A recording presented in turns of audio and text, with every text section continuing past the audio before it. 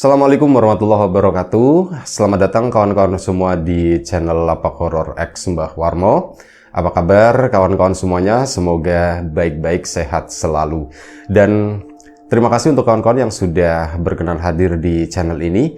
Dan tentu saja seperti cerita-cerita sebelumnya, nanti yang akan membawakan cerita itu adalah Mbah Warmo. Jadi langsung aja, monggo untuk beliau ini waktu dan tempat dipersilahkan. Monggo Mbah Warmo silahkan bercerita. Assalamualaikum warahmatullahi wabarakatuh.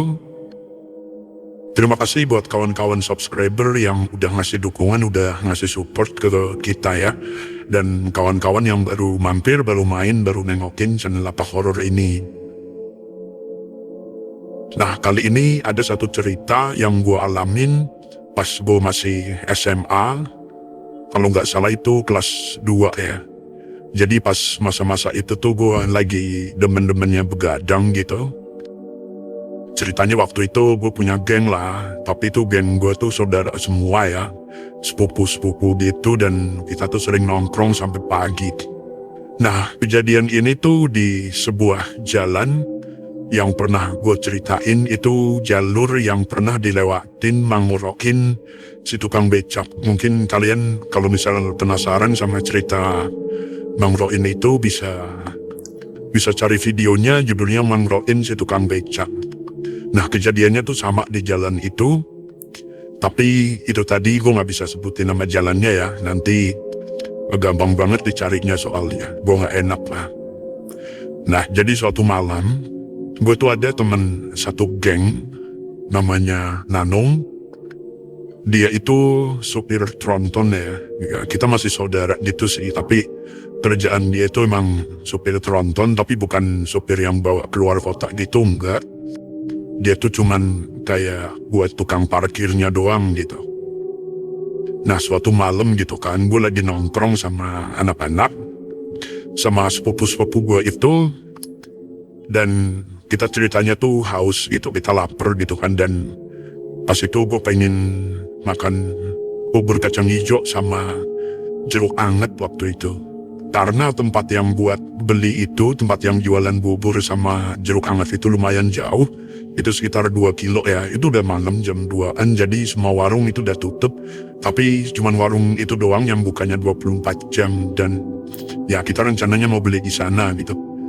Tapi itu tadi karena jauh, dan waktu itu gue cuman bawa sepeda, sepeda ontel gitu, jadi males juga sih kalau memang harus naik sepeda gitu ke sana, apalagi kan jalur itu tuh termasuk jalur yang gelap, dan ada beberapa titik di sana yang terkenal angker, dan gue pernah punya pengalaman buruk di sana, makanya gue males banget lah. Akhirnya gue jadi ingat sama si Nanung ya, gue pinjem ini dong, pinjem kunci mobil gitu kan. Dikasih lah sama dia, dan mobilnya nggak tanggung-tanggung, itu tuh mobil truk tronton gede, roda 10 gitu, yang belakang 8, yang depan 2 situ ya. Jadi itu mobil truk bener-bener gede ya. Dan pas itu gue masih SMA, gue dikasih kuncinya mobil itu. Akhirnya gue sama dia udah naik gitu kan. Gue udah beberapa kali nyobain mobil itu, dan udah terbiasa lah. Dan itulah salah satu serunya gue pas masih SMA tuh kayak gitu. Bandelnya tuh bandel kayak gitu ya. Masih SMA tapi udah berani bawa truk tronton gitu. Akhirnya gue sama Nanong naik. Gue yang pegang setir ya. Karena gue udah terbiasa, jadi lancar-lancar aja sih. Akhirnya mobil gue keluarin dari garasi gitu kan. Itu mobil truknya Pak Haji sebenarnya. Itu masih saudara sama Nanong juga. Kita tuh masih saudara, jadi kita santai buat emang biasa ya, kalau malam itu suka dipakai, suka diparkirin kayak gitu lah. Intinya biasa lah, kalau misal mobil itu dihidupin terus dibawa kabur juga mungkin Pak Hajinya nggak tahu gitu. Ya udah, malam itu akhirnya gue bawa, itu cuman buat beli bubur kacang hijau sama jeruk anget. Udah jalanlah gue sama Nanung naik truk tronton, gue yang nyetir. Ada perasaan gimana ya, pas gue naik tronton itu tuh gue ngerasa keren aja sih pas itu. Jadi dengan pedenya udah gue setirin itu kan, kita langsung menuju ke warung yang jualan bubur situ. Nah di sana gue melewatin ada rumah sakit, terus ada jembatan yang gue pernah ngelihat ayam hitam ya, dan ternyata itu ayam kuntilanak. Itu gue lewat situ, terus akhirnya sampailah kita di warung yang kita tuju itu di sebuah perempatan ya. Di pojokan perempatan situlah kita parkir truknya, terus udah kita beli bubur sama jeruk anget. Nggak pakai lama, terus kita jalan lagi. Nah itu kan karena truk gede banget kan agak susah beloknya ya. Akhirnya kita dari perempatan itu kita lurus, karena di depan itu ada tanah lapang, itu bisa buat belok truk ya, itu gampang lah di sana. Kalau misal beloknya di jalanan itu kayaknya agak susah maju mundurnya gitu. Akhirnya kita pun menuju ke sana ya. Jaraknya mungkin sekitar 500 meter dari perempatan. Dan pas kita belum sampai sana, mungkin baru sekitar 200 meteran, itu kita dari atas truk itu tuh kita ngelihat ada ibu-ibu, dia pakai daster batik, dia lagi jalan sendirian. Nah di jalur itu yang dilewatin ibu-ibu itu setelah perempatan ya, itu tuh kanan kirinya tuh sawah semuanya. Kecuali itu tadi spot yang nanti kita pakai buat belok, itu emang sebelumnya sawah, cuman itu udah diuruk ya. Mungkin rencananya mau dibikin pabrik atau perumahan, gue lupa sih pas itu. Nah udah kita dari truk kan ngeliat sosok itu, kita pelanin dong truknya gitu, kita perhatiin itu siapa gitu kan. Takutnya emang ya beneran ibu-ibu, terus dia nggak ada kendaraan atau gimana, malam-malam harus jalan gitu kan. Kita sempat mainin lampu dim gitu, kita tembak tapi diem aja, dia tetap jalan gitu, dia nggak nengok. Kita tetap dari belakangnya tuh kita ngikutin pelan, akhirnya kita makin deket gitu kan. Dan kita nggak berani berhenti sih pas itu sih. Maksudnya gue mikirnya, ya kita nggak kenal sama orang itu kan. Kita maksudnya tuh kita lewatin, terus si Nanung itu kan posisinya sebelah kiri gue kan. Nah maksudnya si Nanung tuh liatin tuh ibu-ibu tuh siapa gitu. Dia tuh lagi ngapain, ya pokoknya dipantau dulu lah kayak gimana. Nah pas banget udah lewat di samping ibu-ibu itu, ini si Nanung yang melihat ya. Jadi kata si Nanung, ibu-ibu itu tuh bawa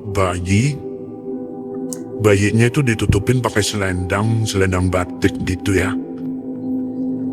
Dari situ kita udah mulai mikir yang gimana gitu. Kok malam-malam ada perempuan sendirian jalan gitu, dan dia itu bawa bayi itu. Kita mikirnya dia tuh orang mana, dia dari mana, dia mau kemana gitu. Akhirnya udah kita lewatin aja kan, kita rencananya mau berhenti di depan ibu-ibu itu gitu. Kita stop truknya di sana, dan gak lama setelah itu kita pun berhenti dan kita pun turun. Kita coba, maksudnya kita mau nyapa gitu, kali aja ibu itu mau diantar atau mau dipanggilin becak atau apa gitu lah, kasihan soalnya malam-malam gitu kan. Nah pas kita jalan ke belakang gitu, ini kondisi truk masih nyala, lampu juga nyala ya, lampu wazat kita nyalain, jadi kedap-kedip itu kan di belakang tuh masih kelihatan jadinya. Nah pas kita ke belakang situ, ternyata si ibu-ibu itu tuh udah nggak ada. Di sana tuh sepi banget, nggak ada siapa-siapa.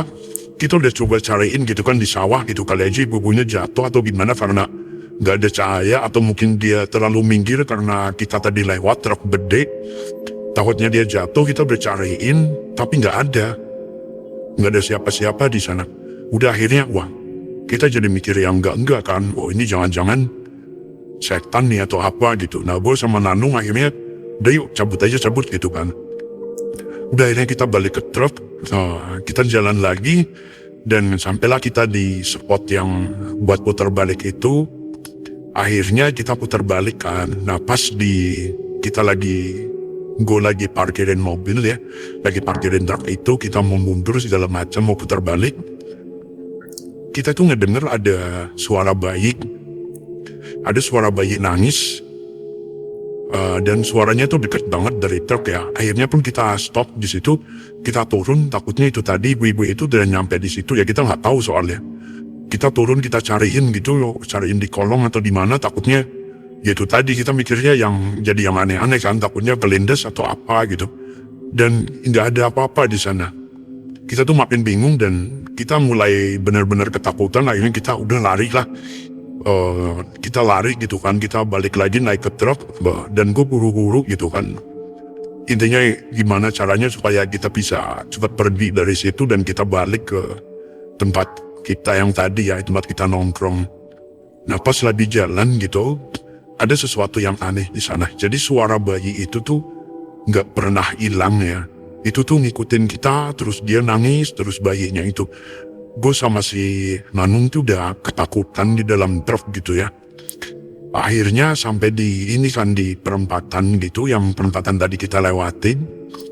Itu kita berhenti situ di depan warung yang tadi kita beli bubur, tapi di seberangnya ya. Kita berhenti di situ karena di situ terang. Kita berhenti, kita cariin dong, kita cariin lagi itu suaranya tuh masih ada bayinya gitu. Mesin mobil kita diemin aja, tetap nyala ya, karena agak susah juga kan nyalain mobil diesel gitu, gede gitu. Akhirnya kita diemin aja dan kita nyari gitu. Suara bayinya tuh kenceng banget. Kita cariin ke depan belakang dan suaranya tuh kenceng banget. Akhirnya tuh kita denger ya, suara tangisan bayi itu tuh dari bak truk, dari dalam situ gitu. Tapi itu tadi karena gua takut gitu kan. Kita takut, gua menanung takut. Kita pun gak berani buat nengokin ke atas gitu.